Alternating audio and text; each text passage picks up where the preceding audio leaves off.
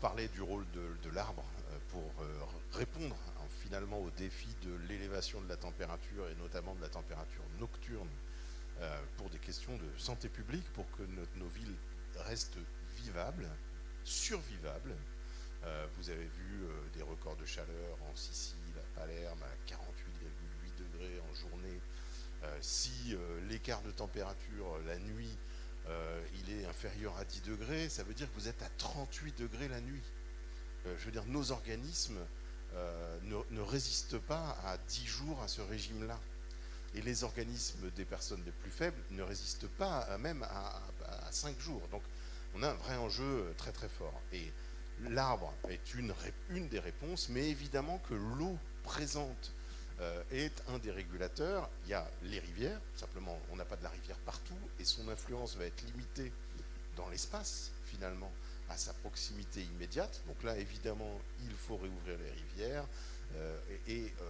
on a aussi comme bénéfice la limitation du risque d'inondation, en complément de ceux que vous avez cités. Donc on a des bons exemples. Je mettrais juste là encore une alerte, c'est que on est dans un moment culturel. On parlait de la place de la nature en ville. Moi je suis parisien, donc la question de la place de la nature en ville à la fin du 19e siècle, si vous voulez, c'était pas une découverte avec Alphand, c'est quand même très structurant du Paris de la fin du 19e. Donc on est effectivement avec des questions de culture, de mode. Et la question de la ripisylve, on a des problèmes aujourd'hui en milieu urbain avec des citadins qui ne comprennent pas qu'ils ne puissent pas voir la rivière, qu'ils ne peuvent pas voir l'eau. Et donc paradoxalement, on fait des efforts, on découvre des rivières, on suscite des attentes, on communique en disant que ça va être génial, et puis ensuite on a une demande qui nous dit mais pourquoi vous ne coupez pas tous ces arbres, on ne voit pas l'eau. Donc gardons en tête que ça doit continuer après le projet à être accompagné par de la découverte, de l'animation, du maintien de vues paysagères pour y compris répondre à ces aspects-là. Et puis je voudrais compléter avec d'autres types d'infrastructures vertes ou d'éléments naturels en ville. D'abord les mares. Les mares sont probablement les outils les plus efficaces pour le rafraîchissement immédiat. C'est-à-dire que dans la ville, c'est l'endroit où vous allez vraiment avoir un tamponnement de ces écarts de température. Donc là aussi, il y a un certain nombre de villes, des grandes mais aussi des moyennes. Je pense à La Roche-sur-Yon qui vient de faire un inventaire participatif de ces mares et un gros travail à la fois de restauration de la continuité latérale et longitudinale de la rivière Yon, mais aussi de ces annexes hydrauliques que forme le réseau de mares. Donc ça, c'est aussi le cas à Lille, avec en milieu très urbain du développement de nouvelles mares. Là encore, il ne suffit pas de faire les travaux. Qui dit mare dit amphibien, qui dit amphibien dit champ d'amphibien. Ben oui. Et vous avez tous entendu le comblement d'une mare par des voisins. Alors attention, hein, c'était une mare qui a été créée, agrandie très fortement, qui est bien trop près. Il y a des arguments juridiques pour dire que ça n'allait pas. Mais il n'empêche, il faut aussi aller montrer les amphibiens, aller sensibiliser. La ville d'Albi vient de sortir un guide naturaliste à destination de sa population pour la découverte des amphibiens.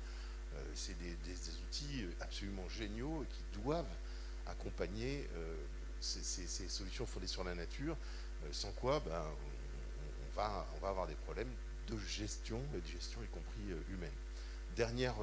Deux derniers exemples. La végétalisation verticale avec donc frugales, avec faible entretien, c'est-à-dire les plantes grimpantes, adaptées à la pousse sur les falaises, et qu'on peut faire pousser sur nos bâtiments, dans nos rues canyon. L'effet de chaleur, c'est l'effet canyon, avec la réverbération des rayonnements solaires et le stockage dans les matériaux minéraux qui font ressortir la chaleur, l'énergie sous forme de chaleur la nuit. Donc là, je citerai, alors évidemment, il y a Lyon avec des programmes de plantation végétale le long des murs. Il y a Lille avec un très très gros travail qui monte de plantation de plantes grimpantes sur des fosses de trottoir. C'est une solution avec un très faible entretien.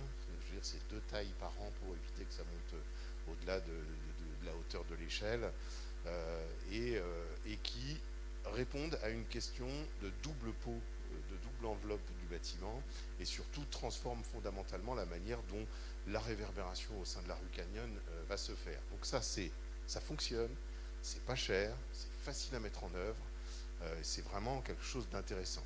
A contrario, les murs végétaux modulaires, irrigués, sont très beaux, et je pense qu'on peut se dire qu'on aime les murs végétaux avec des plantes horticoles, et qu'on le fait, mais faisons-le s'il vous plaît, parce qu'on aime l'art du jardin vertical, l'architecture spectaculaire, et pas au nom de l'écologie et du rafraîchissement, parce que là, le coût du rafraîchissement par rapport à ce qu'il demande comme énergie est phénoménal. Donc, assumons de faire des œuvres d'art, et c'est aucun problème pour ça. Enfin, dernier exemple, la question des toitures végétalisées. C'est ça. Et donc là, les études que nous avons menées en Ile-de-France sur un échantillon de 36 toitures végétalisées sur le périmètre du Grand Paris, avec notamment le CEREMA sur la mesure de l'évapotranspiration, ne démontre pas un effet sur la question de la température. Donc aujourd'hui, nous ne sommes pas capables de vous dire faites des toitures végétalisées, ça va rafraîchir. Non, parce que c'est très local, encore une fois. C'est vraiment lié à la forme de la rue, et donc la température que vous allez avoir à R+4 sur la toiture et la température que vous allez avoir 4 étages en dessous au niveau de la rue, elle dépend de facteurs très différents. Vous allez peut-être avoir un très léger rafraîchissement à 20 cm de la toiture, mais qu'en est-il à 1,50 m à hauteur d'homme quand vous êtes sur la toiture?